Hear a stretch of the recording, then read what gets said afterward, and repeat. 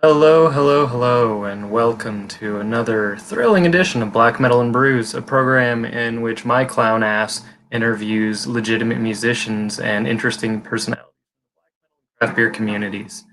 If you joined us last Wednesday, first off, thank you for being here 2 weeks in a row to put up with my shit.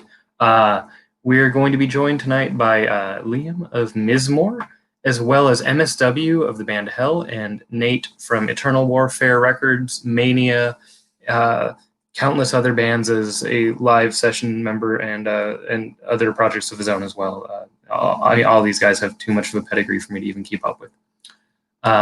So thank you for being here. We've got some good beers, we've got some good times planned, and we've got some interesting conversationalists. With that in mind, we are going to bring our guests live. So welcome to the show, A.L.N, Liam of Mizmor, Nate of Mania Eternal Warfare, and our dear friend MSW of Hell. It's so good to see all you guys, and thank you for being here tonight. Thanks for having us. Hey, everybody. Hey.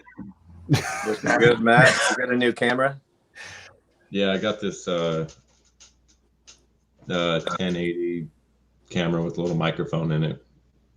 Nice. You look and sound wonderful. Aside from your beautiful face, of course. The resolution is also nice. Yeah, it's not bad for how shitty the lighting is. Well, whatever. Ben, how are you doing today? Yeah. Oh gosh, I'm doing fine. It's gray but still warm here in Queens, so I'm enjoying that for as long as I can because I know soon it's going to be cold as shit and snowing and all that. I mean, heading the winter, not very surprising. So let's see. Oh my goodness, got a mess behind me is what I've got. Tonight I've got a real fancy beer. I got this KCBC fruited sour. It's called People Power Zombie, and it's encouraging you to vote kind of beer, which that's good. Also, it just looks like a nice beer, and got a fancy little glass with like a little zombie dude and a cake with an eye. So it seemed cool. What's everybody else drinking? We've got the continuing with the sour motif. Got the Guava Sour tonight. Ooh. 10-barrel crush. Oh, nice. Those are good. What you got, Kind of Nate? go-to right now. Well, I think you'll appreciate this, Matt, but I've got big old bottle. Dude, nice. Yeah, mixing that with some homemade tea. Got spearmint, peppermint, and yerba mate. Mix it all together. Tea and whiskey, Homemade all right. tea. Boy, Yeah. we're really redefining a twisted tea there. It's pretty good, you know. It's a lot better than twisted tea because that's just basically sugar. Yeah. Yeah. What's wrong with sugar? There's Matt, what so do you much think? sugar, man. Oh, I just got myself a Lone Star here. Oh. I mean, Sure, as you that's can, I noticed you guys don't drink fancier stuff, so Allie picked me up this like key lime. ooh. Oh, yeah. Sour. Allie. Well, Cheers, y'all. cheers. Cheers. Good to see you guys. You too. Yeah, You too, man. buddy time. And in case you didn't see, we've got our friend Adam at Gilead Media is drinking a Hams in all caps, which is Yeah. appropriate on many levels. Good to see you. So thank you guys for being here, and thanks to the folks who are watching. Obviously, regional differences in the pandemic. It's been a while since we've all congregated like this. But I know that one of the last things that happened before the pandemic was a Hell Mizmor tour, or maybe not even last things before the pandemic, but like the last exciting things in the world for all of us. So can you just share with us how that lovely little stint went? I mean, yeah, it was tour, and it was not just tour, but double duty tour. So extra amounts of love and extra amounts of hate poured on top of the normal love-hate relationship that I have with touring. But especially in light of the pandemic, like you've said, I look back on that extremely fondly now, and I'm just very thankful that we actually got to go do that before this happened, because that was Mizmor's first time ever actually going on tour. We've played, one-offs up until that point, but that was kind of right at a tipping point where I decided I wanted to do more and get out there a bit. And I'm glad we got to do that before never being able to do that again. Agreed. Yeah, it's weird because all three of us in various bands have been on tour countless times.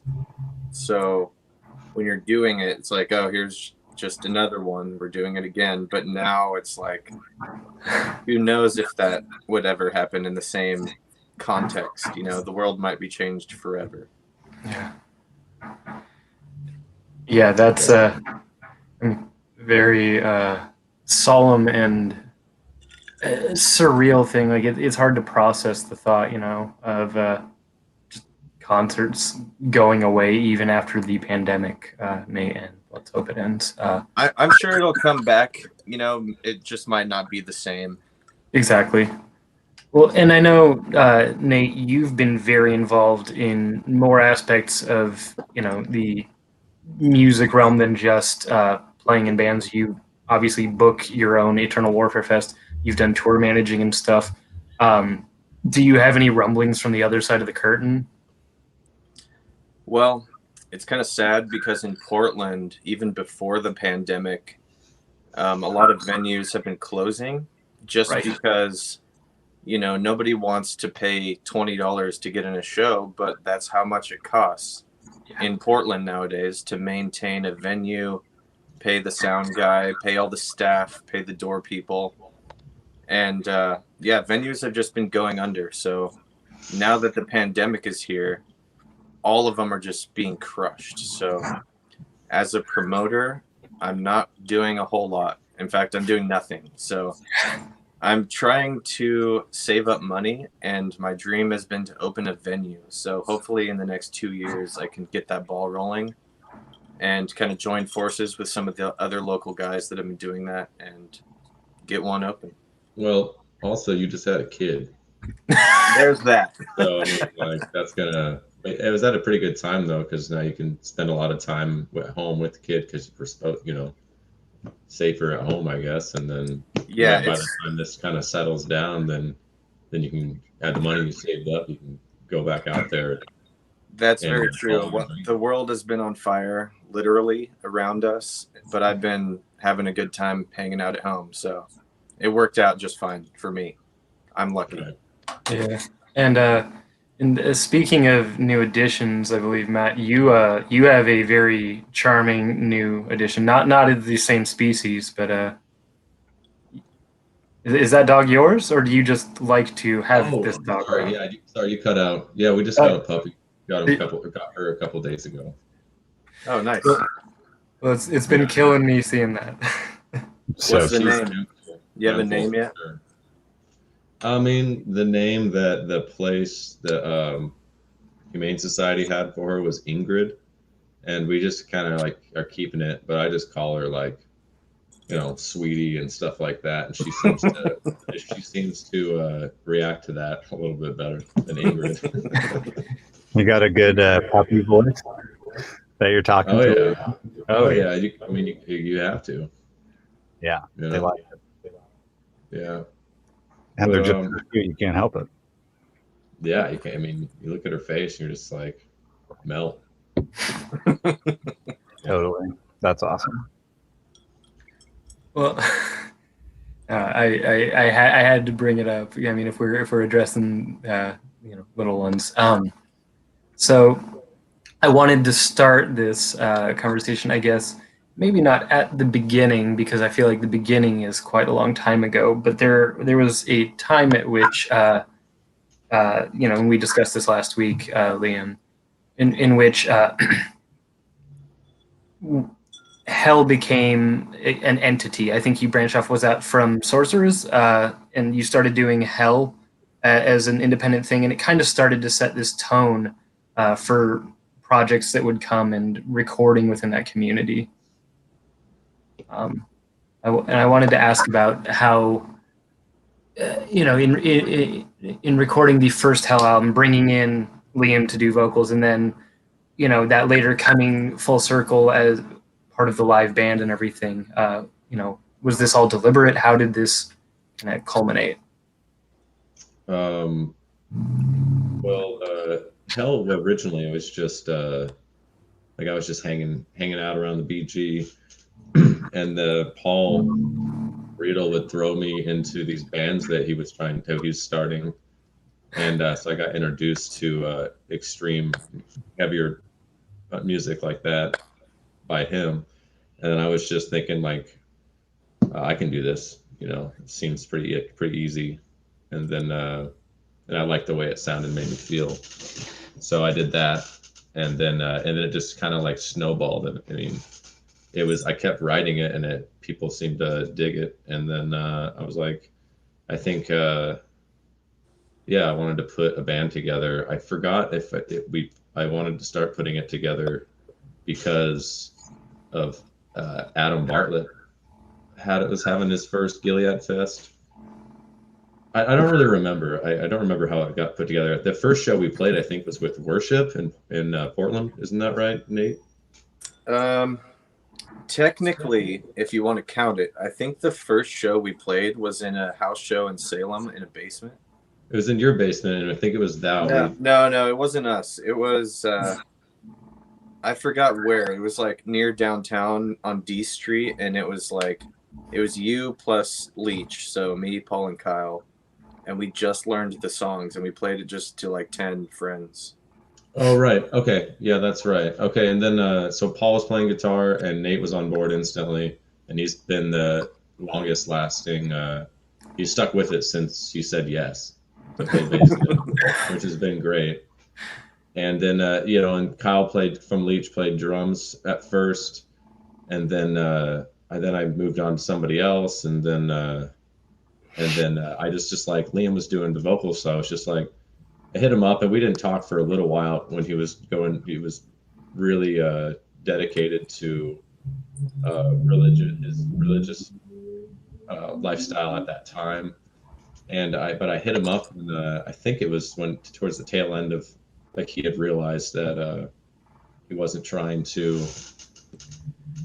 I think when he realized he was an atheist, isn't that right, Liam?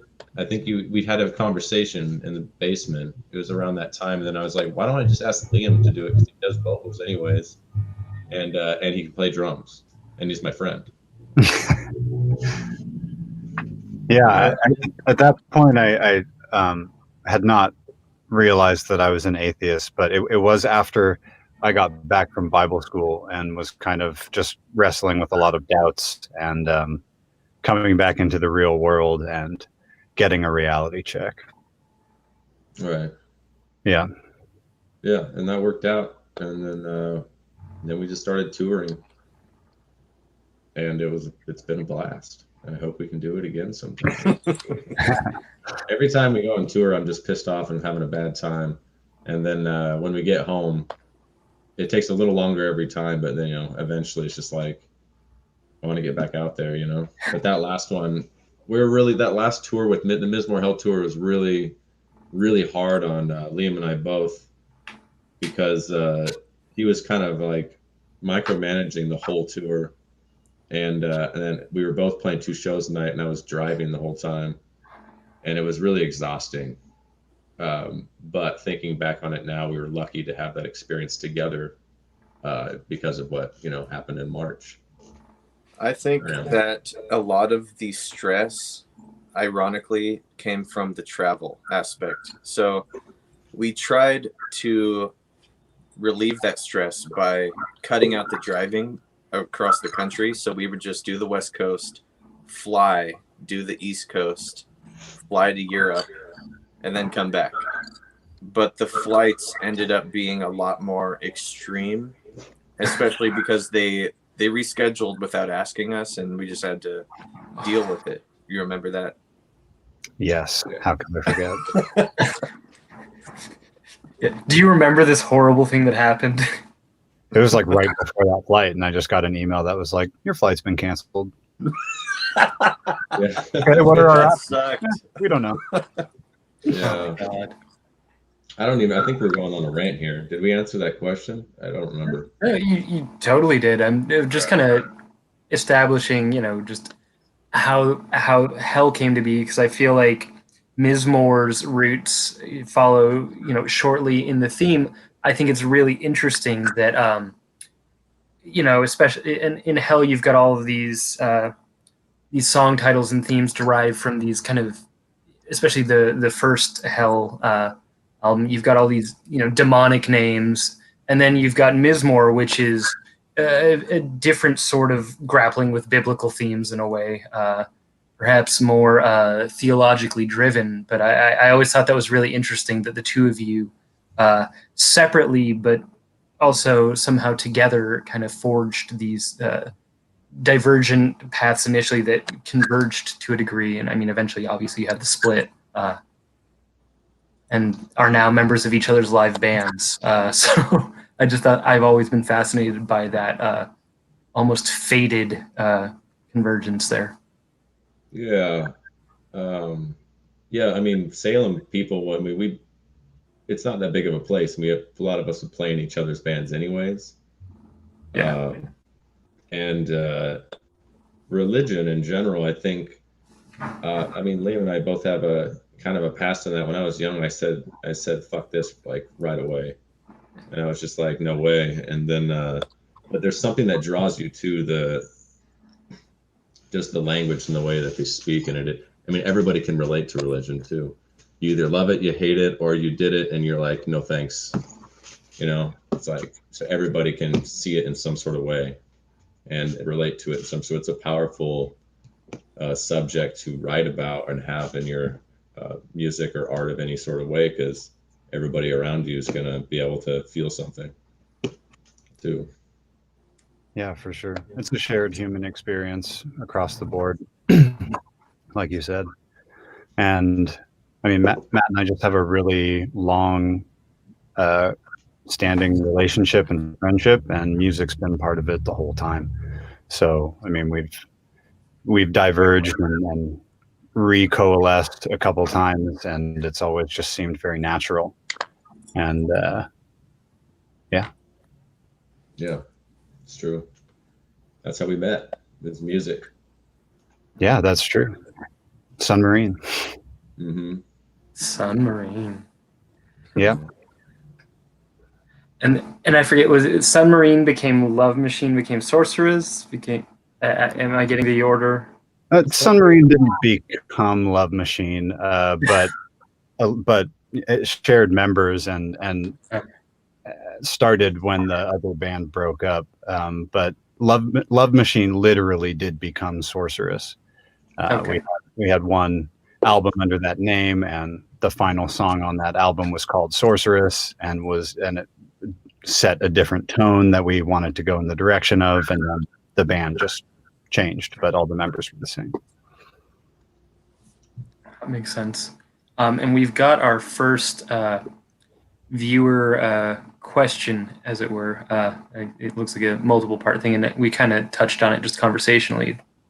A.L.N says, "So happy to see all three of you together. I have a question. When Hell and Mizmor tour, do you all play dual sets? I know A.L.N does dual, drums for Hell and obviously Mizmor, but MSW, do you or any of the other members from Hell play live for Mizmor?" Yeah, I played drums for Mizmor for the whole time until I moved to Texas, and then Nate took over. So no matter what, yeah, we're still playing live for each other. I tried to play live for Nate stuff, I think, a long time ago. That shit's too complicated. Mania? Yeah, see, Liam and I have a similar style, so it's easy to pick it up, and we like the same kind of funky, doomy grooves on the drums, so that was easy. Nate can just figure any genre out, as long as he's just like, sits down with it and really kind of puts it down in zeros and ones, you know what I mean?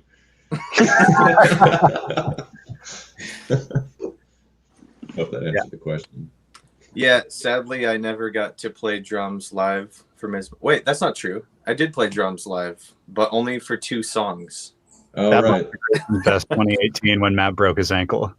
Okay, so I cannot wait until that documentary comes out because, as you probably know, there's a documentary focused on the Gilead Fest and the bands involved in that fest. Ooh. And there is a scene where he focuses in on the Matt with his broken ankle, you know, like using the crutches to get off the stage while I take over for the blast beat song. Dude, that's fucking it's And so it makes embarrassing. we watched it a few times and I laughed so hard every time. You're just wheeling around in the wheelchair the whole time. God damn it. Yeah. Yeah. So I like that you were playing drums for the songs without blast beats, even though you broke your foot or leg. Jesus. Yeah, Dude. I could play some blast beats, but the slow ones. So I was using my left foot, but I couldn't go really fast with my left foot. So Nate had to jump in there and do the quick ones. Also, we've been chastised. Gilead Media says nobody knows Nate. I think everyone knows. You heard it here first. Okay. There is no documentary. Does not exist. It's not. Oh, a I thing. see what he was Oh, my bad. I'm sorry. It's all right. Nobody knows. Nobody knows. Yeah, so This Nate is, replied. He does that a lot. Well, No. We're I'm gonna- sure we're there's gonna- only, we're like, gonna- 15 people watching this anyway. yeah, we're gonna do like the Men in Black thing with the little light at the end of this. We're gonna forget it all. Also, let's see. We've got a question from Asgarth. We says, I really have to ask MSW this question. You pull a lot from the Gustave Doré plates you drew for the Divine Comedy. Have you read any part of it, or is it the imagery that draws you in? it's the imagery that draws me in. I started to read it, but I couldn't finish it. It wasn't connecting with me as far as the story goes. The images images draw me in more than words at anything. I think, I mean, yeah, it was just the imagery. When I first saw it, I was just like, that's it. I didn't know that a lot of people still kind of use it, because it's a free, anybody can use it. I didn't know that, but I'm like, that's the one. I don't care. It's like that. I have to use that because that's exactly how this music feels to me when I hear it, write it. I'm seeing those images and I'm seeing the pen work or the woodblock work, and when I listen to it back. So yeah. I haven't read the book all the way through, unfortunately, but I just couldn't finish it. It's not not something that draws me in, the words. I mean, visually, it does really fit. Like, especially knowing there's that the more trad metal band called Hell that just does not sound like a hell to me. You're actually conjuring something. They do like horns and stilts and goat shit. They're like an Iron Maiden satanic Iron band or something.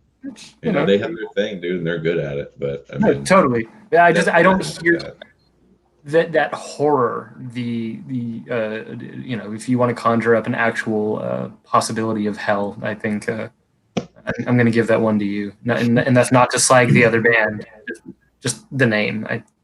Just the name. A lot of dark shit up here. I think that's just the context of the decades, though, right? Because totally. Back in the day, much older. The band Satan, for example, they don't sound very satanic, and in fact, they're not satanic. But no, but they whip ass.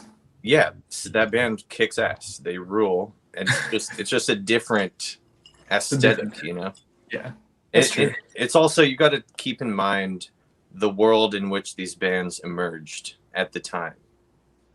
The kind of horror, like creepy stuff just didn't come out the same way until the 90s. Yeah. You know what I mean? No, totally. I mean, obviously, as Liam and I discussed last week, there was the Burning Witch template, so to speak, that got set, and that changed a lot of things. For sure. Yeah, absolutely. Yeah, Burning Witch was just, they captured every aspect of the feeling of just like just heavy weight on you, and the feeling of just like just pain and just like fuck this. Like they captured that feeling so perfectly in Rift Canyon Dreams, and you know that those more studio sounding albums, not rather than like the big huge drum like towers and all that. But yeah, Burning Witch is just, they did it all perfectly. They just released, you know, two EPs, right, or something like that. They just did that thing and then put the CD out, and that's all they needed to do, and that just made history in my eyes for a genre. It was the perfect gateway for everybody else to take, and then just build something off of that, which is exactly what I did, and I think what Liam did as well. We just built off of that band and others, obviously. But I mean, like, it's just an incredible album. Yeah. Nate, I think that you said it really well about the context of history and whatnot, because I have a reissue of the first Black Sabbath album on vinyl, and on it has published some sort of tabloid press release that came out about them when they were just beginning, and I swear it sounds like it's written about hell. It's like like hellfire and brimstone, Dante's Inferno sounding drums, shrieky, wailing vocals, totally demonic and satanic sounding. Like people were losing their minds. No one liked Black Sabbath. It was like very, very dark, antagonistic music. And now, you know, we listen back on that album, and I mean, it still has that vibe, but then it also goes like total just straight blues rock for a while, and it's like, this doesn't sound like heavy metal, but like at the time it was like the scariest shit around. Dude, at the time, to the white people world, blues was evil music. Yeah. So to them, like, it sounds like marijuana smoke and people going into psychosis and raping people. And that, in their mind, that was what the reality was. Totally. Yeah. So.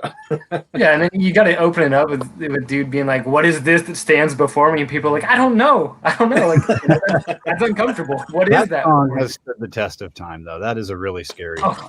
I mean, holy fuck, yeah. Yeah, Burning Witch did that in the 90s. That Sabbath accomplished that with that single song in 69 or 70. Yeah, I mean that's still you know, you can't fuck with that. That's the original doom metal song to me. 100%.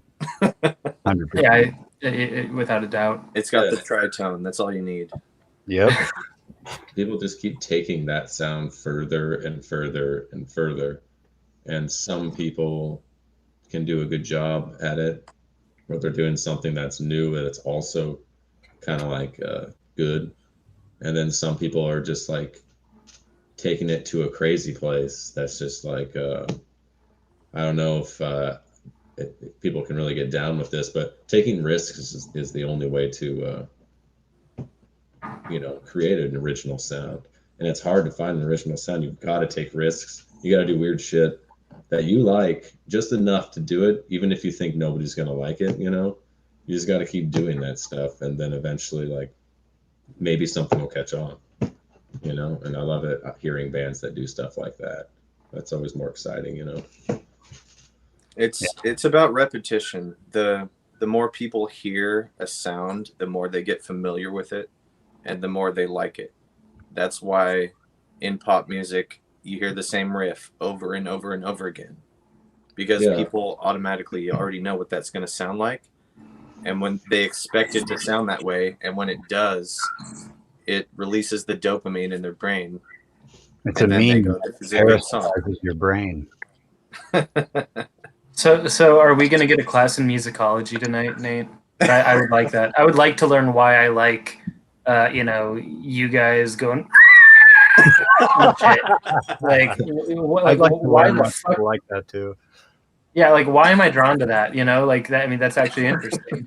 Well, the funny thing about that sound, whenever you record it, at some point during that recording process, that sound is zeros and ones. And then eventually it's converted into analog again so we can actually hear it. So that's true. That is true. Yeah. So everything's zeros and ones in music and sound. But why you like it, Ben? Just because you're a fucked up person, dude. I mean, yes. But not more fucked up than me, who makes the sound.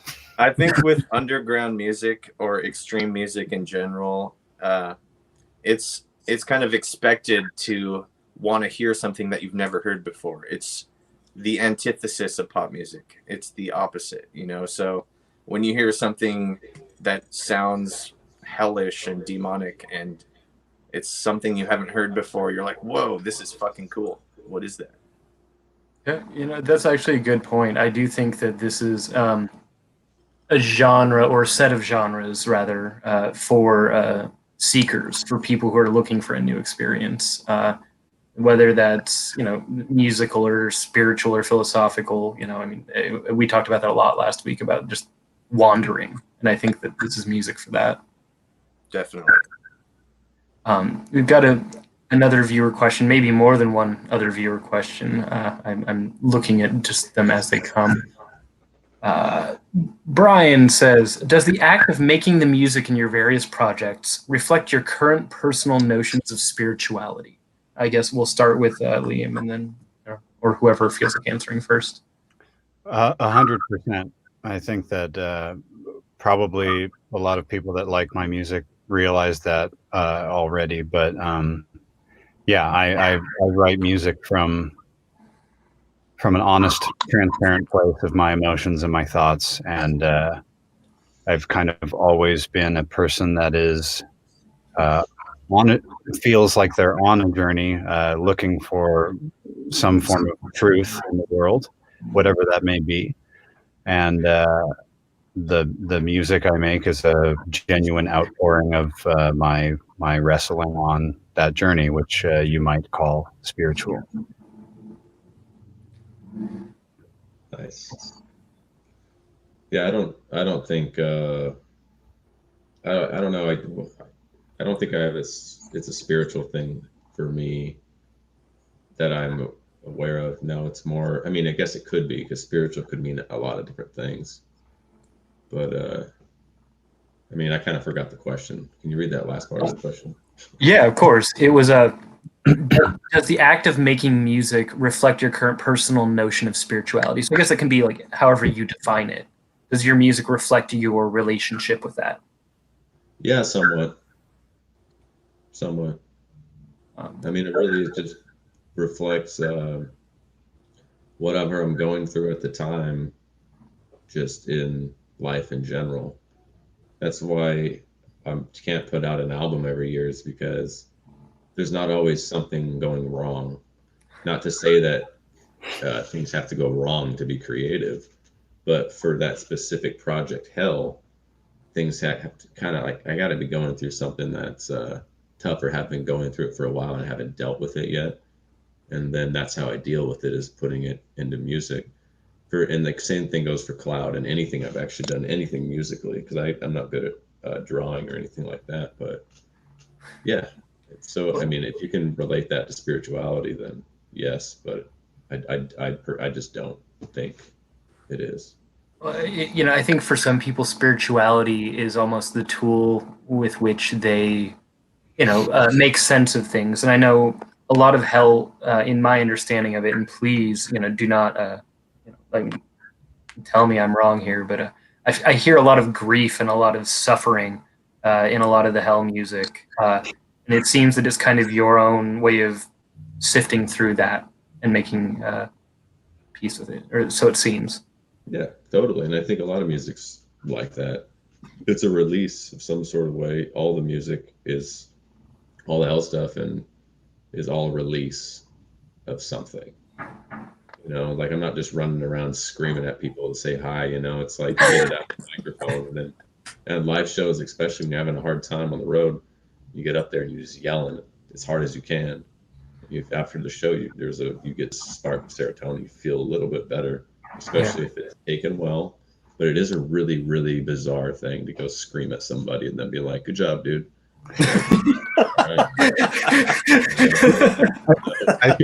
I think you can call that spiritual, though. Like, unless we're like pop musicians that are trying to expertly craft the next earworm if our goal really is just genuine expression of our emotions in our life with what we're going through.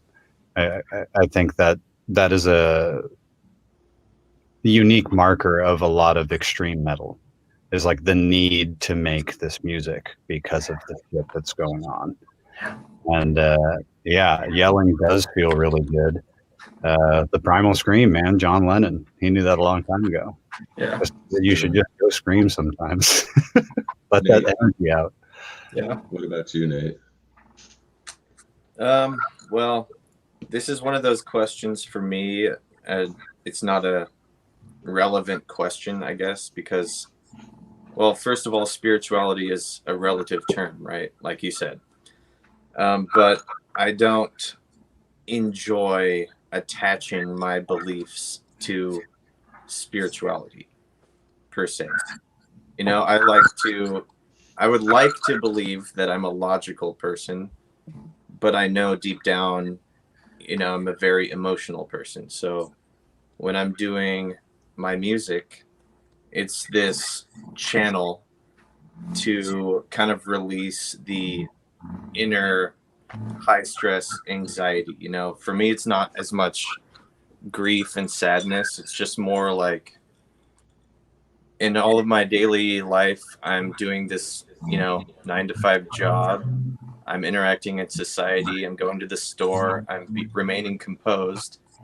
But meanwhile, on the inside, I'm thinking about how the world is pure chaos, and it's so fucking stressful, and I've very high anxiety. So, well, your music is pure chaos. So, I mean, but not all the time, though. You know, and as you've aged, there are the songs that are just like beautiful, but also confusing. You know, well, that's like it how gives you this confusing I feeling. view the world. I view I the know. world as this beautiful tragedy. It's like, you know, chaos creates order in order to maintain the production of more chaos. And there's a constant balance, and it's harmony, but, you know, that's the philosophy of eternal warfare, basically, is the conflict never ends. So I guess that's what I'm trying to portray. Truth. Yeah. How do we respond to that, Nate? What the fuck? There is no response. Yeah, but also, yeah, no. And I think that question. I think that is something that's really interesting to me, though. Just kind of grappling with, you know, an impossible situation in which we have to maintain composure, because the other option is, of course, giving way to madness, and that doesn't really serve you very well if you want to live. Exactly. We got so many questions. I'm thrilled, but I'm also like, oh man, I'm getting behind on this. This is awesome. Our dear friend Garrett, who's a big fan, a big homie. I don't know what size you are, Garrett, but you're a lovely person. Some of y'all started with Sorceress, which was more trad, doomy, sleep influenced. How did the shift from that kind of doom to the more extreme doom like Mizmor and Hell, which is heavier, darker generally, to take place? And I know we touched on that a little bit through Paul's influence and all, but yeah, I'd say that Matt was the first person in our immediate group of friends to make the sound a whole lot more extreme, sonically speaking. And the other aspect is, for me personally, going through just real life traumas. I wrote most of the music in Sorceress, and it was mostly about fantasy, and didn't really have any real personal emotional content to it. I mean, a little bit. I was writing about some of my personal experiences, but I would rather just be writing about like Lord of the Rings and stuff like that, and Greek mythology and stuff. And then, you know, stuff happens in your life and you actually need an outlet to grieve. And I think that coupled with what Matt was doing and how the BG influenced him created the more extreme sound that you're talking about for both of us. And even before the BG, or maybe at the very beginning, I was already Sorceress wasn't doing it for me. Like I needed to, if I want to play stuff, we practiced a lot too, and I just wasn't enjoying myself in that band. It wasn't quite enough. It wasn't heavy enough for me at the time, and I needed to go do something else. I had been playing music with Liam for fucking long time, and when traditionally when you're in a band together with Liam's the songwriter. It had been like that for a long time. He wrote all the music because we wouldn't really bring anything to the table anyways, but it really was very much Liam's band.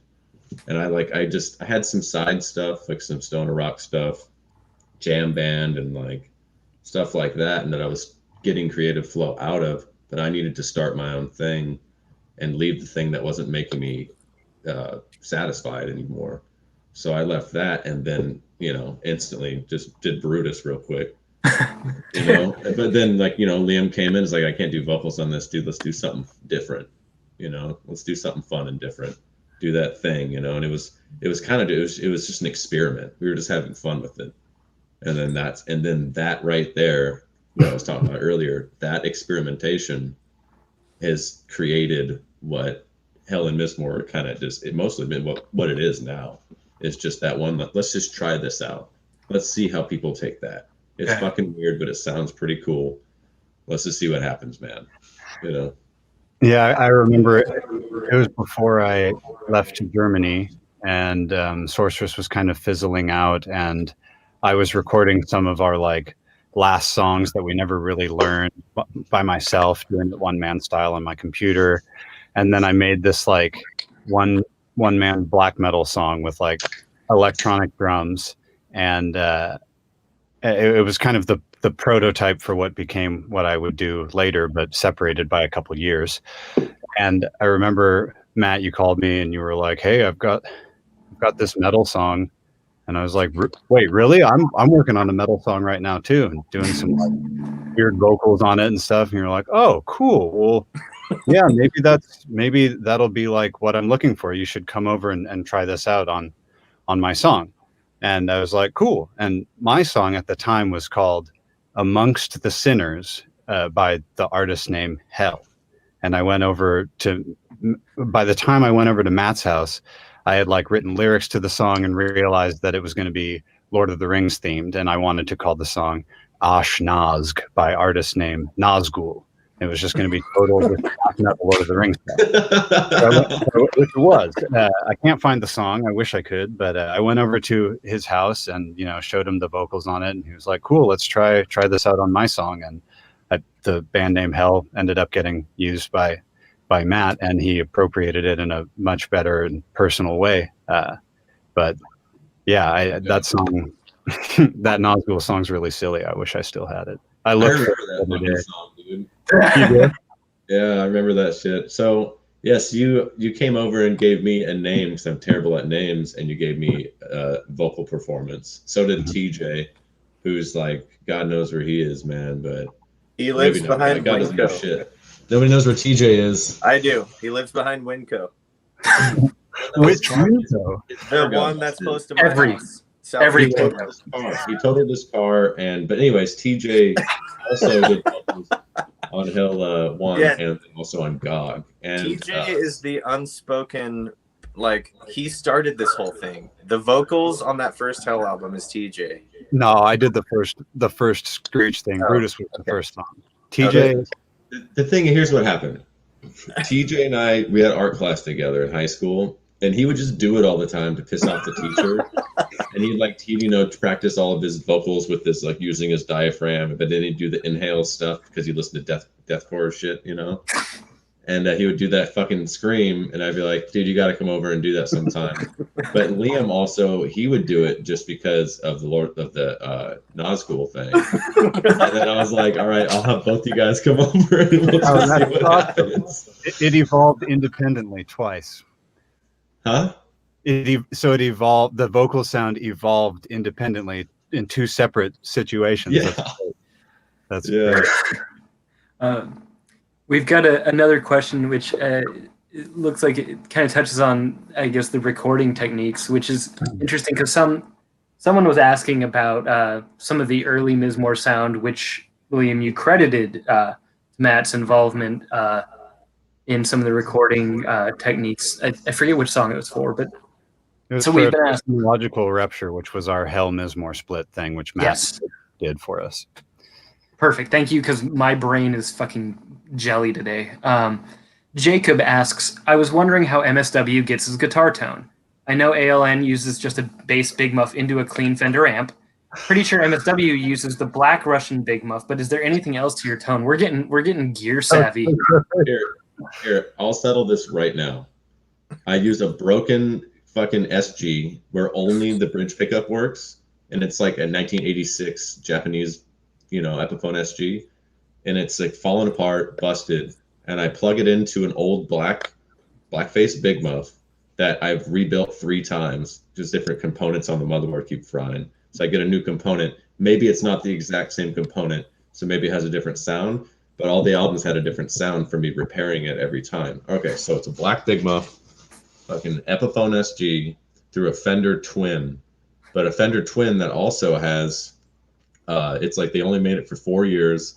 It's just called the Fender Twin amp, and it has a distortion channel. It has an overdrive channel, but it's not the blackface looking Fender Twin. It's like, I don't know, they made it 2004, type in 2004 Fender Twin amp, distortion channel, gain on 3, volume on 5 or 6, and everything else is at 10. And on the Big Muff, tone knob straight up the middle, sustains all the way up, and volumes all the way up. That's it. Now all the Hell Worship bands are gonna really kick into action. Thank you. That's what I was gonna say, man. Also, the bass. Play the bass through the same fucking amp. Just play the bass through the fucking guitar amp, dude. I can't tell you how many times at practice I'm playing bass and I'm like, this is so trebly and shitty, and you're like, it needs to sound shittier, and you go to the amp and you just make it more shitty. Like, it needs to sound slappy, like Corn. Like, it has to sound shitty. No. It's you just like loosen the strings. Dude, you need to buy the same amp, and we need to take the head out and put it in its own little head, and then bring like a cab and plug it into that, and then you could actually have the exact same sound. You know what I mean? I thought the Music Mount sounded pretty good. It was close. We got it dialed in pretty well.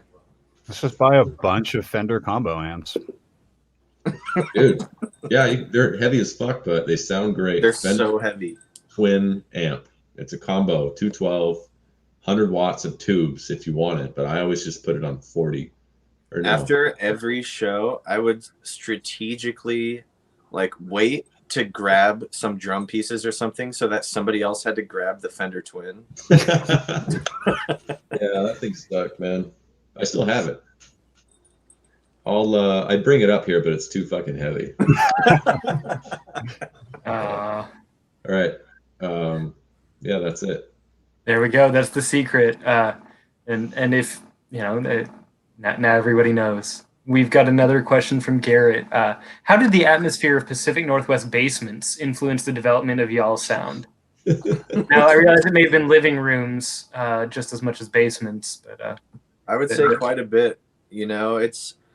There are a lot of moldy basements, but it's not the prevalent scenario. Like, usually it's just wet and damp, and for most people there's a cement floor and a rock lining around the walls, and all the water from outside that gets in drains into a little well, and then there's a pump that pumps it out. And that constant water flow creates this damp environment that's probably not good for your electronics, but it does have an atmosphere that, I would argue that your environments and your surroundings and your perceptions 100% influence your beliefs and how you structure truth in your mind. So 100% that would contribute to the sound. And for me, I made the first Mizmor album in my bedroom, which was upstairs in the house I was living in. So I didn't really have any basement influence, but PNW influence nonetheless, of course, the atmospheres of the outside world and the state that we live in. But you can't deny, like, just seeing a live show in the basement, that is a specific atmosphere that you cannot reproduce. Oh, 100%. I had just already made my first album by the time I got introduced to that world. But it has a smell, it has a vibe, and we've done so many hell practices down in that BG basement. I mean, for that, I think it helps me get in a mindset of like descending down the stairs. It gets cold all of a sudden. It smells kind of weird. And then the lights go out and we turn the red lights on and we like vibe out for a while. And like that's influential to me. Like just getting in the zone of what like hell is and like playing drums for it and stuff, for sure. Yeah, Matt?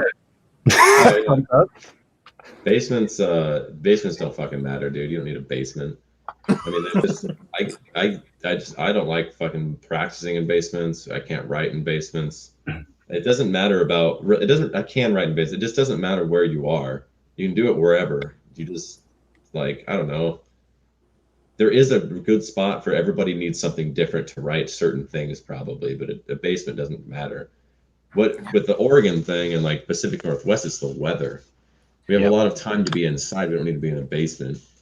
We're inside places, you know, we're getting drunk, we're getting depressed, we're going home, we're sitting there feeling like shit, mess around on the piano, grab a guitar, smoke a joint, go turn up your amp. You're by yourself, it's cold, you know, you're in your own head a lot more. You're soaking in this environment where people around you are also pretty down, not much sunlight. Yeah. I don't know, there's just this, you just are more creative. I'm more creative in an environment like that. Since I moved to Texas in January, I haven't been able to write shit at all. I've been completely blocked out, busy with school, you know, but like, so I'm just doing stuff on the computer now, just making beats and shit. I don't know, just doing whatever, because I need to keep creating, but I just don't know what I can't put drums in the apartment, you know? So it doesn't matter where you are, you can still be creative. The basement thing's like, I think personally, that's just some myth shit, you know? It doesn't matter where you are. Specifically. I think basement shows have a certain energy, but you know, Totally. you know, you can find that anywhere. I feel like the first basement show I ever attended, or I don't even remember. Maybe my old band played it. I just remember vividly. All the lights in the basement were red. There was some gigantic dude. It's always a big dude. He's like 6'6", who's named Snake. He pissed himself, and I'm like, oh, this is a basement show. I'm not making this up. First basement show experience. I was like 20. I'm like, oh, okay, yeah, this is a basement show, and I mean, it certainly has an energy, but also, I don't need to be around someone who has pissed himself. Usually, I'm around someone that's pissed himself constantly now. Yeah. What do you learn from that? I learned that the person that's pissed themselves really is not having a good time, and they just want to be clean again.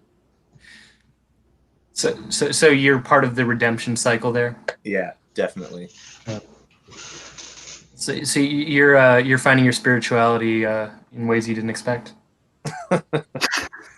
That I really don't like that word. I'm sorry. I hate the word spirituality. Yeah. And I get why people like it, but I think that the line between metaphor and literal is very blurry, because the human mind interprets symbols to process reality. Right? Yeah. So when people get all spiritual, I feel like they're just going down this wrong path. Yeah. They're interpreting things in a way that does not it's not closely congruent with reality, if that makes sense. Of course. I've observed that millennials and younger generations have quite a fascination with astrology, spirituality, metaphysics, like as a whole. And for me, I just don't believe in a spirit whatsoever. But I use the term because I know it's so subjective to communicate with people still, but I don't believe in any sort of spirit. Well, people use the word metaphysics incorrectly constantly, because metaphysics just means the properties of physics that are outside of experiencing the physical world. Exactly. And what I mean by that is things like mathematical constants or the rules of nature. not a spirit world or something Exactly. like that. Exactly. It's the framework upon which it is all built. Yes, exactly. Nate, have you considered being a teacher? I have, but I make way more money being a programmer, so I'm not a teacher. Well, perhaps. Learn the code. Yeah, I guess I'm gonna have to learn to code.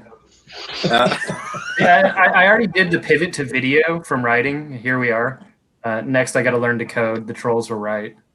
you know, I hate to say it, but yeah, I agree with you. We're born into this world. There's only so much you can personally do to change it.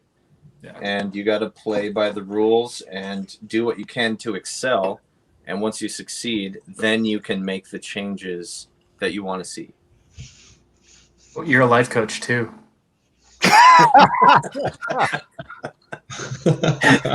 Sorry, I had to. I actually used to be, when I was in college, I was a math and chemistry tutor. So I do have some experience teaching one-on-one, I guess. No, you'd be a great teacher, man. Yeah, as jokes aside, you have both the comprehension and delivery on your side, and I just choked on my beer. Thank you. Yeah, we've got some questions. If I survive, Curry, I'm gonna mispronounce your name, and I'm sorry. Kurisuchin says hello, everyone. I just want to start by saying I love all of your music. A question I have would be, what lyrics from your music resonate with you the most?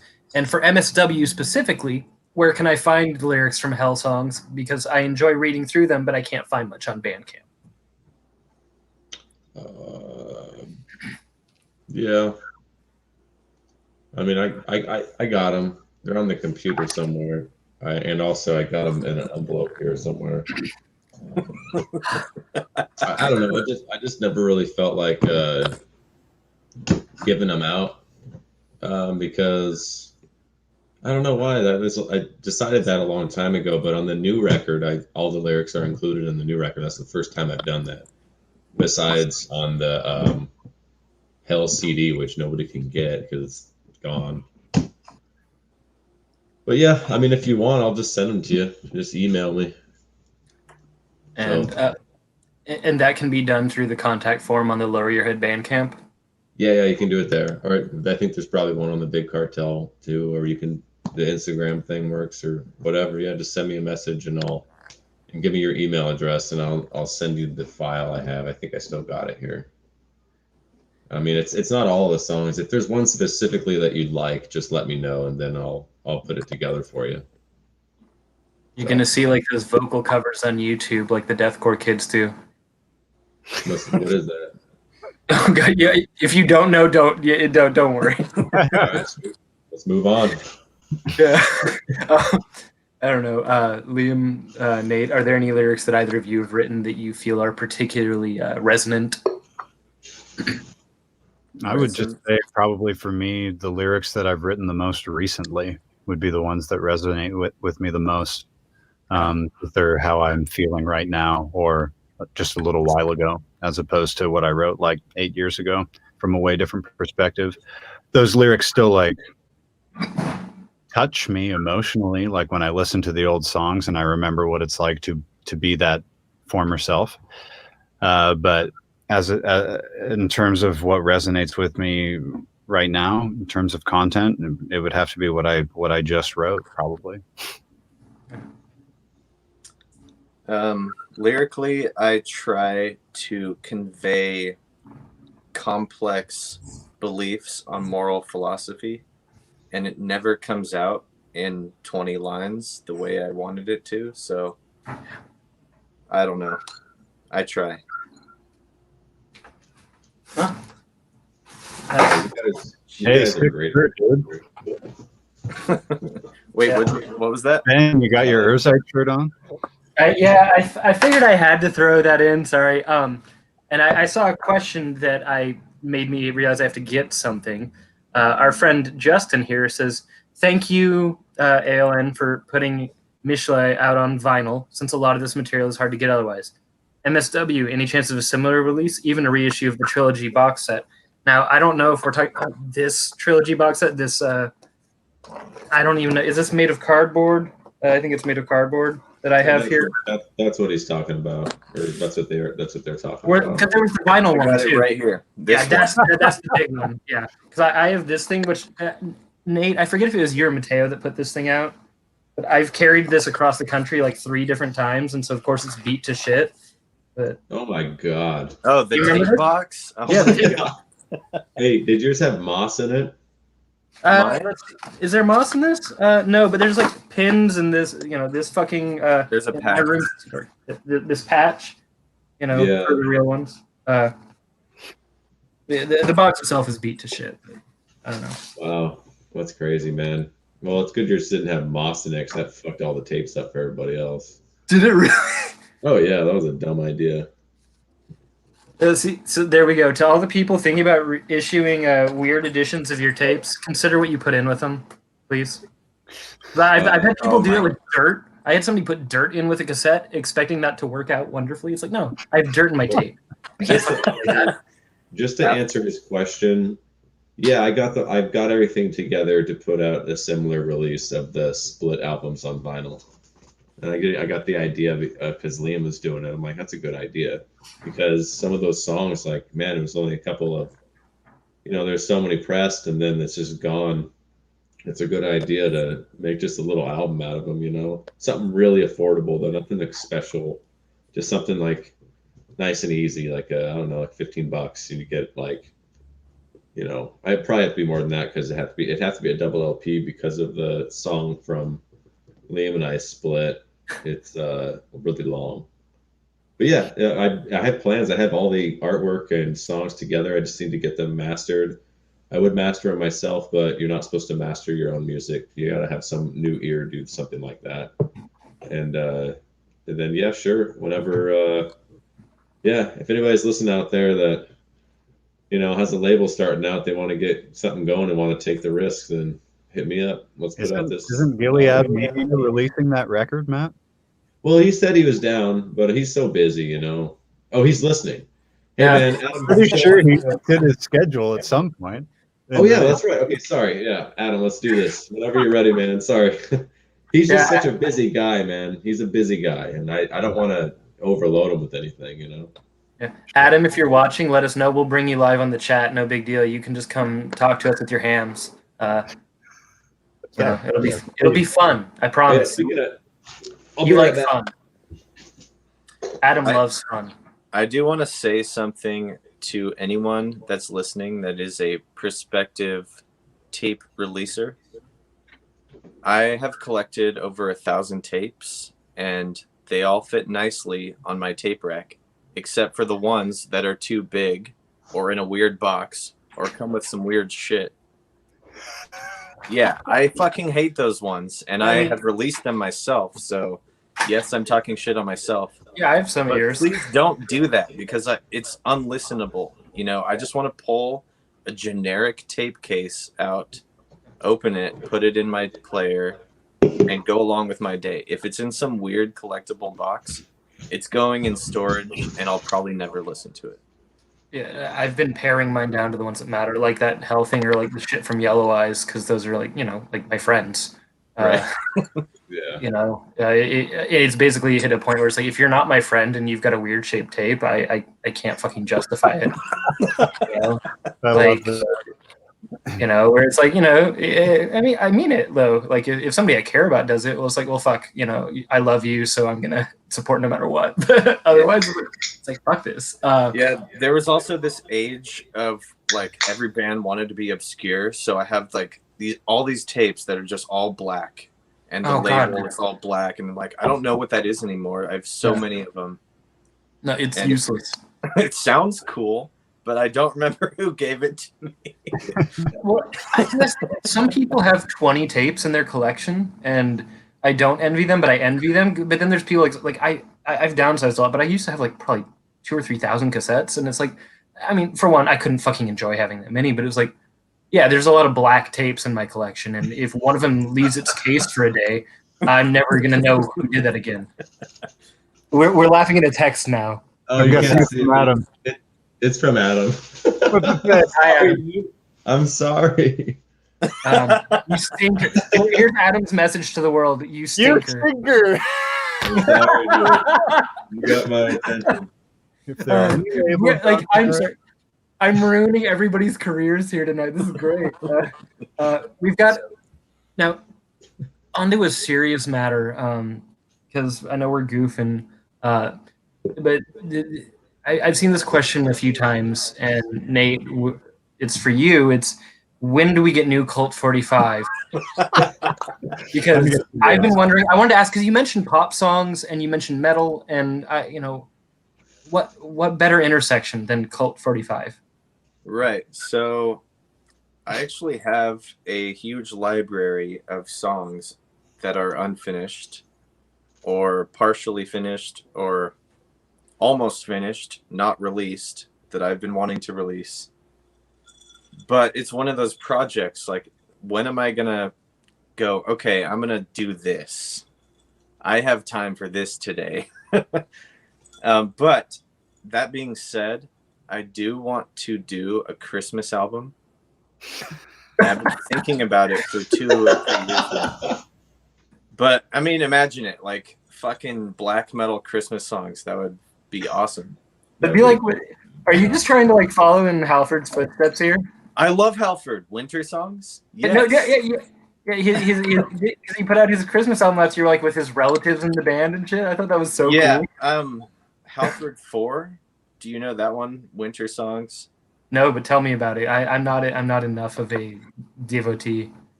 He does, Oh Holy Night and We Three Kings, and it's amazing because Judas Priest is my favorite band, and Rob Halford has done a lot of cheesy stuff over the years, and that's definitely cheesy, but I mean, he does it right. It hits the mark, and it's so good. And it's Christmas time, and I want to hear metal, and I also want to be, jolly.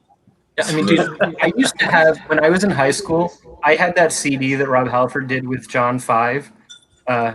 2, the band was called. I don't know if you remember, but it was like Leather Daddy Halford trying to do industrial rock a la Manson and Rob Zombie. Never heard that one. It's funny. You might appreciate it, but not. You know where I'm going with this. It's like Can't FDM, dude. It's okay. That doesn't sound right. I feel like over the years, Rob Halford, this would happen to anyone, but he's gotten to this age where, his age of relevancy is kind of over. If it wasn't Judas Priest, no one would care anymore.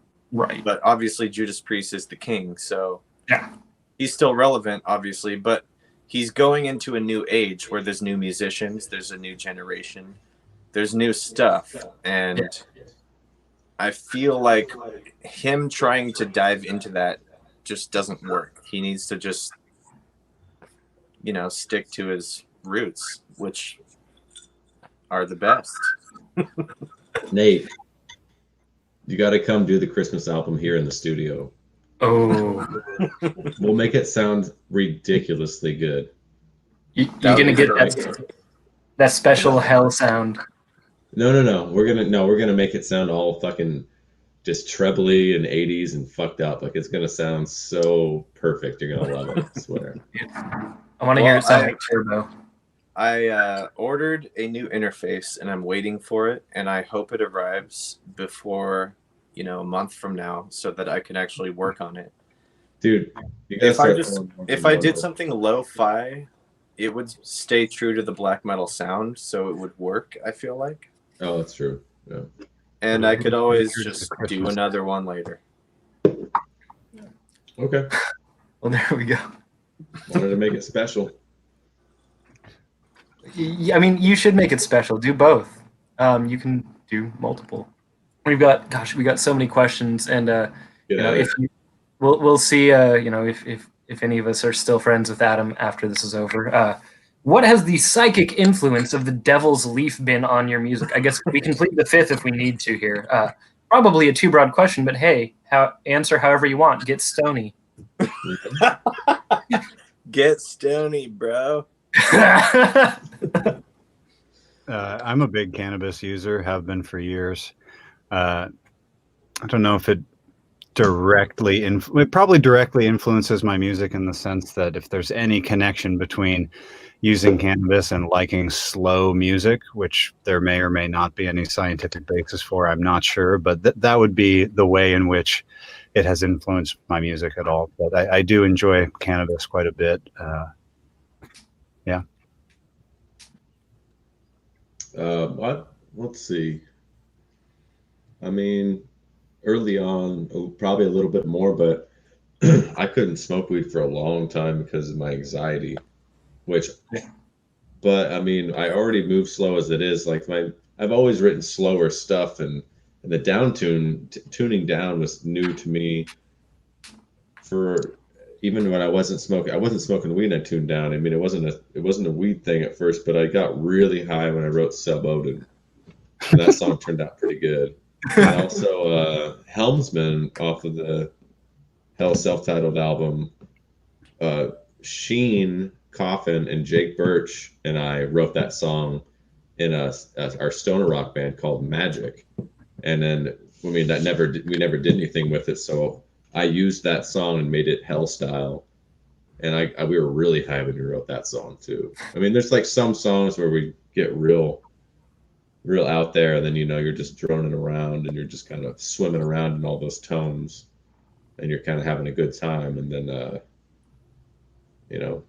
I don't know, some stuff you write when you're super stoned you think is awesome, and you listen to it later and you're like, damn, that sucked.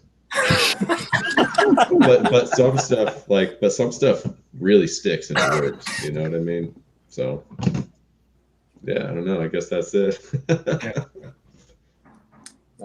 I guess I smoke weed a lot more now that I'm a dad.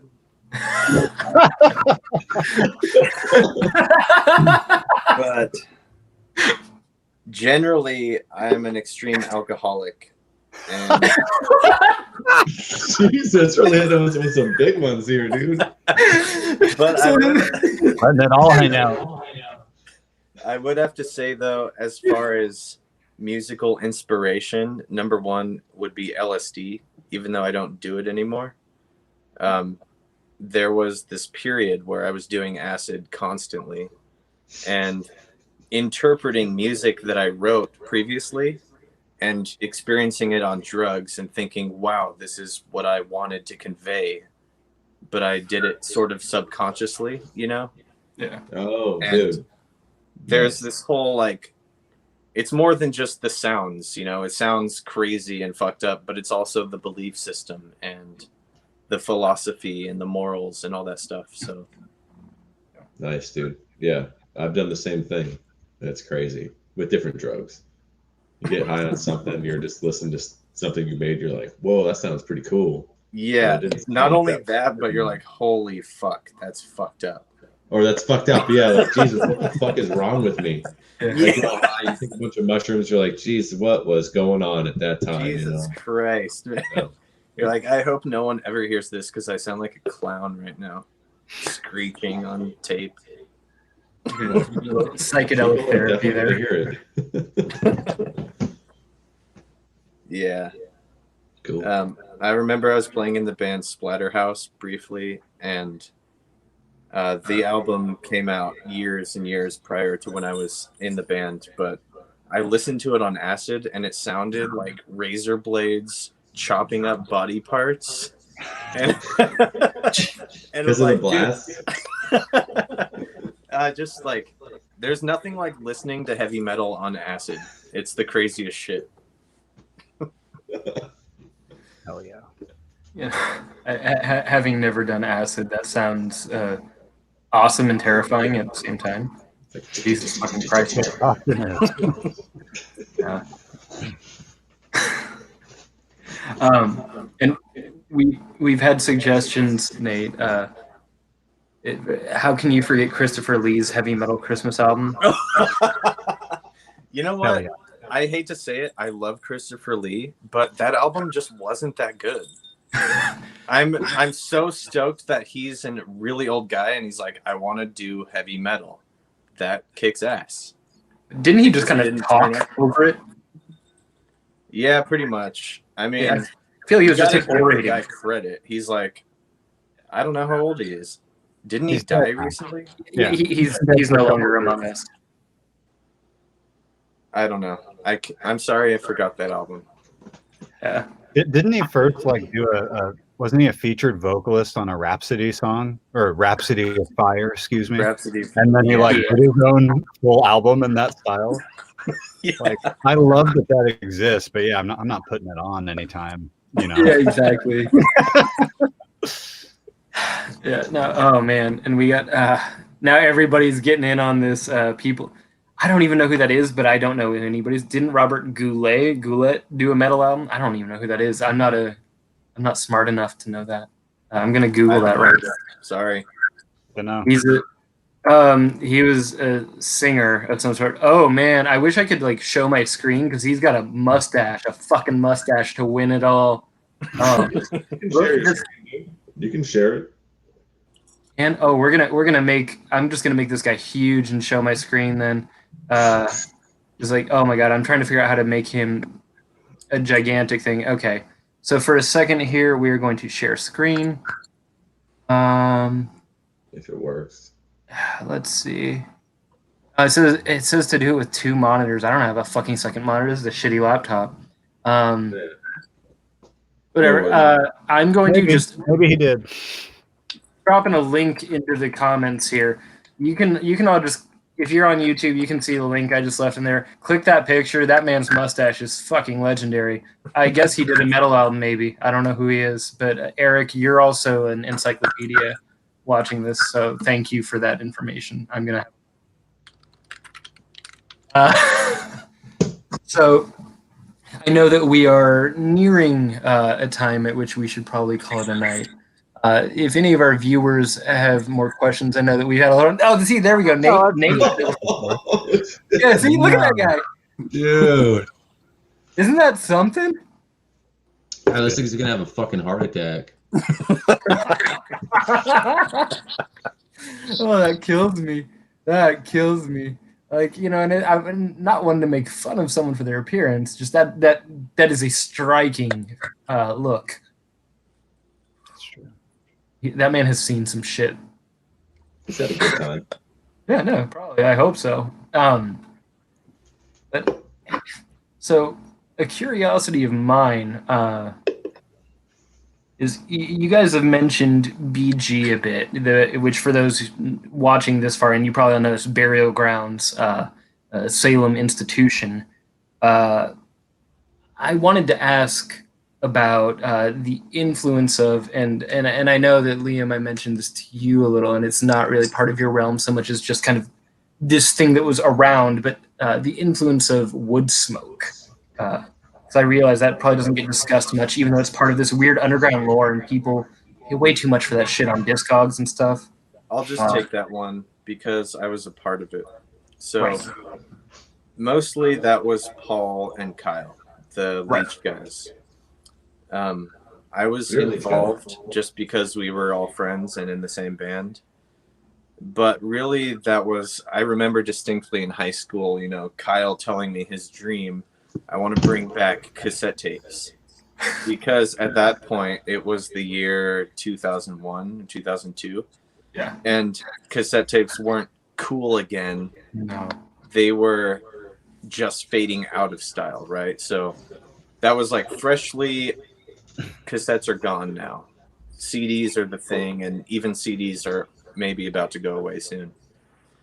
So that was the dream. I want to make an 80s cassette label, you know, like Morbid Angel and fucking Cannibal Corpse and shit like that. So Woodsmoke started like that. And then Paul, who kind of spearheaded this whole movement, took over and really made it about the Cascadian black metal thing. Okay. And you know, if we were going to go cassette, we were going to go full analog. You know, there's no online mail orders. It has to be you send cash in the mail and you hope to get your order in the next year. You know? and this is a bunch of like 16-year-olds doing this. No, at the time we were probably 20. maybe Okay. 19 or something. Okay, so you didn't start it in high school. You just discussed it in high school. Right. Yeah, we had the idea and we wanted to do it, but it took a few years for us to be like, let's fucking do this, right? Okay. So Wood Smoke began just as trying to reignite this old school metal passion that seemingly was gone. And and I guess I'm not sure. Like, it feels like that gets tied to things, but was that at all in the air or an inspiration when you guys started doing this shit, or was that just completely separate and more just like shit your friends were doing? No, we were very intentional. There were some projects or bands where we would just record a random jam or a random practice, which it wasn't for any band, it wasn't for anything, it was just random riffs that we played, and we recorded it on a boombox, and it was 20 minutes long, and we're like, let's release it and call it some cult obscure thing and sell it as like a A.L.N style release. Okay. Well, thank you for entertaining my curiosity on that. It seems as though also some of our viewer questions coincidentally skew in that direction as well. It looks like these are two for Nate. So Nate, you're having your golden hour here now that you've got a fresh new drink. For one, a couple of questions for Nate. We got two questions from the same person for you. Would it be possible to do a Mania live stream, seeing as how it's a one-man band? Are you gonna honor that request? The only reason I haven't done that is because I don't want it to be lame as fuck, which it probably would be. You're not gonna have like a fog machine and set that up and do it? It's like, I mean, this is it. Hi, I'm the dude from Mania. Here's my drum set. There's some amps back there. There you go. Yeah, Put on a light show, dude. Put on and a for light those show. Oh wait, hold on. Put on a backwards hat.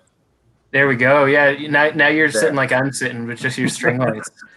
No, I did consider it. I thought it would be fun, but to be honest, I haven't played drums in a few months because of the pregnancy and the new baby and stuff. So even if I wanted to, I would be out of practice and it would not sound good. Well, and that's an important piece. I think for those watching who may not already know, a lot of times a one-man band will have a backing track and play guitar and sing and stuff. Mania, you have a recording of guitars and stuff, and you play drums and do vocals live. So it's a little more involved, and I feel like also the sound levels might be harder to get right for a live stream. Yeah, that's true too. Recording drums in itself is difficult, but live streaming a mixing board with drums plus all the guitar tracks, that seems like a process that is just out of my reach at the moment. You could do it. I could do it. Yeah. See, that's the thing. I could do it, but would it be cool? No. It'd probably suck. I think it'd be great. Okay, well, there's also the aspect of the video. So to like give more entertainment to the performance, I do a video with the live set. And the video is supposed to match up to the lyrics and kind of like be thematic and stuff. So you would have to somehow have enough cameras or enough. I'd have to have somebody helping me to like switch cameras and do the video and stuff. Of course you'd have somebody helping you, dude. What? You gotta have one camera. You have to have one camera that has a little track and it kind of goes around the drums like this and just films you. And then have like other cameras up here and down there and have people like controlling it, pressing the button to switch between the different ones. Yeah, well, we've been under pretty strict quarantine in order to, just for the safety of the newborn, to not expose them to the virus. No, you're right. I've just been drinking beer. You're right. So we just gotta That's wait. what happens when you're drinking. Safety goes out the window. Wait a few more years, and the little one will run the cameras. Exactly. That's what it is. You're just gonna be. What was the second question? Second question's really niche, and we're getting into some nerd shit here. I'm just gonna call you out. This is some nerd shit. Do you still have a copy of the 12-page zine that came with the Leech Against Leviathan demo And if so, would you be open to uploading that somewhere? I would love to. Oh my god. Okay. Let's go on a journey. It's only going to take a few seconds. Okay, wait. Yes. This has become the Nate fan club. Do you have a wireless? It's my phone. Oh, nice. Man, All you're, right, so I'm just going to show you what I'm doing right now. I feel like I'm sideways. What about now? Oh, yeah, there we go. Okay, I think it's in here. If it's not in here, I'm giving up. I've got that zine somewhere. Maybe it's in here. You know what? I found it recently, but I think it's gone now. Hey, before you guys go, I want to go get the dog. Awesome, we're getting the dog. And Oh, I this is a found good- it. Here it is. Check it out. Can you see Hell that? yeah. This is a good time for me to mention. I recently came across the Semper Virens zine, if you remember that. Oh yeah. Of course. And it's got Matt yelling at a bicyclist in the interview. Yep. I remember that. Like I just for some reason it's like one of the most striking things. It's just like harassing a cyclist. All right, so I'm not gonna upload this, but I will show you it briefly, and if you want, you can take screenshots. All right, here we'll show and tell. We're gonna remove me. Oh, now we can't hear you though. You have to come back. Yeah, no. Okay, so there we go. Okay, so here's the zine. That's the front page. Hey, sweet girl. Is that the dog now? So we gotta have the dog too. There is a lot to read there, so I'm not gonna read it all. Yes. There's the next one. I'm not gonna read any of this. I'm sorry, but you can see what it looks like, I guess. Yeah. That's some There's cool that. illustrations, though. There's a lot of cool art in here. And see, we got the approval from Gilly Media. The stream is sick, and that's all that matters. Can we see Ingrid in detail? I'm gonna drop me and yeah. Oh, so cute. Look at that. There she So, is. Ingrid, what's it been like living with MSW of hell? So cute. That is ridiculous. I mean that's so we got a puppy and a rare zine in the stream, like, and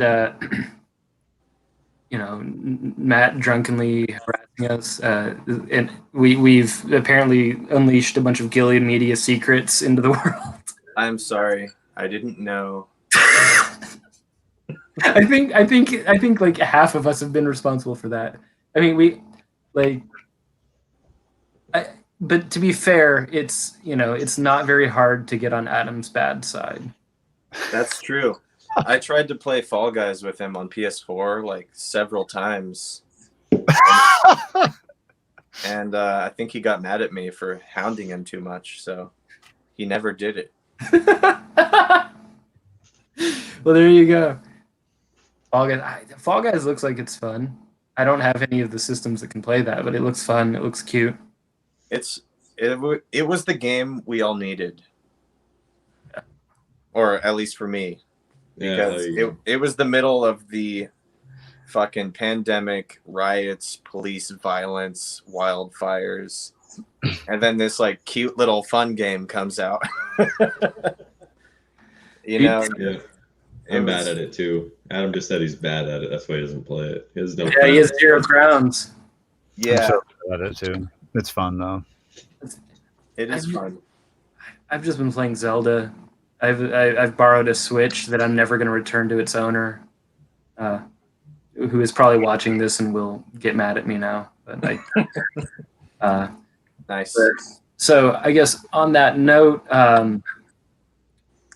my last question is, what collectively, obviously, you're all very creative people. The world is changing. The world is shitty. We have an election looming, and regardless of anybody's political views, it's a very heavy time in the world right now. what are you doing to find solace and hope for the future? Anyone? Yeah, that's how I fucking feel. Hope? What? Future? I mean, yeah, Nate, you've got a small person. You're the one who's probably. I mean, to be fair, knowing you, maybe you've got the least of it anyway. But This is what you got to do. You just got to let's stay hear off of social media as much as you can. Definitely. And then that in general will help your mindset and help you to move forward in your life, because honestly, not too many things have changed for you personally. It's just all the stuff you're reading about and seeing that are making you upset because things are happening that are bad. But everybody has a voice and everybody's saying stuff, and it's getting everybody riled up. And people are taking stands, which is good. But I mean, if you get too wrapped up in that world, your own life will fall back and you won't be able to move forward, it's easy to get that sense of futility. Yeah. So, I mean, I guess drink some beers, like go to work. I don't know, man. Just try to stay off the internet, and also, donate money to the right causes, and to make sure that you are really thinking things through before you're just blabbling on with your thumbs on your phone and hitting send. Think everything through, get your facts straight, look into both sides of everything and collect yourself. But also don't forget to live your life, that you're here for only a short amount of time. Live that life first. But, do your political shit on the side. I don't know. That's what I think. Yeah. I'm just exercising, meditating, trying to survive one day at a time. I don't really know about hope for the future right now. We'll see. That's fair. As for me, I believe in hard determinism, which means the future is already set in stone. So it doesn't really matter what you believe. And in fact, all of your beliefs are formed by how you perceive the world. So, just try to perceive things in a way that is going to allow you to continue. But as for, human life or life in general, I think it's going to continue no matter what. Life always finds a way. Thanks, Jeff Goldblum. True that. And for me, I'm just fucking drinking beer on the internet. Yeah, we all are, man. It works. Well, thank you guys for being here tonight, for taking the time.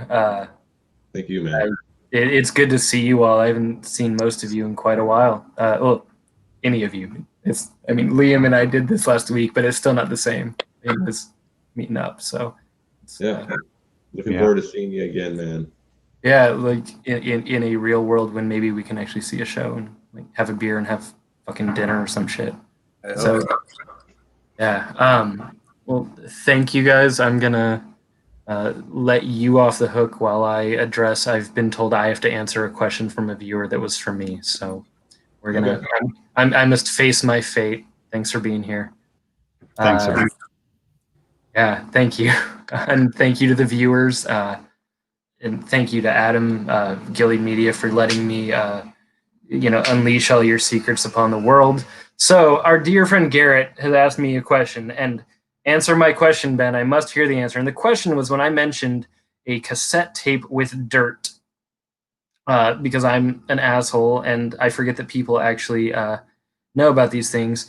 It's was the dirt tape the Tippy Zippy Ritual one? The answer, I have owned way too many Trepanerin's Ritualen tapes, and I shouldn't be able to say that so quickly as I do, because I'm a fucking nerd, much like people asking about zines and shit. I'm a complete nerd on this. It was not that. It was probably some shitty funeral doom tape. I don't even remember because I couldn't play it. I couldn't find out what was on it. It was somebody trying to be very cult and esoteric, and instead they sent me a tape that they ruined. And it wasn't even like there's this oh my god, I'm drawing a blank. I even have a shirt. There's this label called Aris Apothecary that releases tapes they call anti-cassettes that are like art pieces. Like here's a cassette tape encased in broken glass. If you put it into your tape player, it'll destroy the thing. It wasn't even one of those. It was just somebody that thought it'd be funny to give me dirt with my tape, and yeah, the tape didn't play.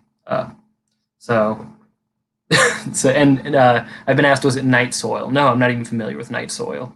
And yeah, I've never been to Stella Natura or Stella Nutella, as I've heard it called by my dear friends Jared and Petey from the Review Corner. So that's Black Metal and Brews for the night. I'm so glad you were here. If you are watching this after the fact, thanks for sitting through it. If you're watching this currently, I guess thanks for sitting through it too. We've had a lovely time. If you haven't seen last week's episode, it's probably showing up in the related things unless YouTube is trying to show you some Ben Shapiro bullshit like it likes to do, or the bald-headed guy that talks about records. Anyway, we're going to be doing this again. Next week's thing is still TBD because that's the day after Election Day, and I realize that emotions may be running high for some of us. Probably not me because I'm decent at retaining my stoicism, but that'll be an interesting edition. And on the 11th of November, the final one of these, we will be speaking with both Liam from Mizmor and Andrew Black about their upcoming release, Dialithia, which is a monumental record. There's a preview out that you can hear online, and I'm drawing a blank on which website is hosting that right now, but you can hear some of it already. You're going to be able to hear the rest of it soon enough. It's beautiful. It's wonderful. Thanks for being here. I hope you've enjoyed. And if you're a regular viewer of my channel who's not here just for this interview, I am not doing anything on Friday because I am doing a live stream on Halloween itself, Saturday night. So if you want to sit with me and listen to tapes and drink beer on the internet, because you shouldn't be going out during a pandemic, even if you think you can. Don't do it. Don't be an idiot. Don't hurt anybody. Don't hurt yourself. Sit online with me. Let's drink. Let's talk. And it'll be lovely. So thank you for being here. Have a wonderful night. Be safe. Be good to each other. And listen to some ugly fucking music. Cheers.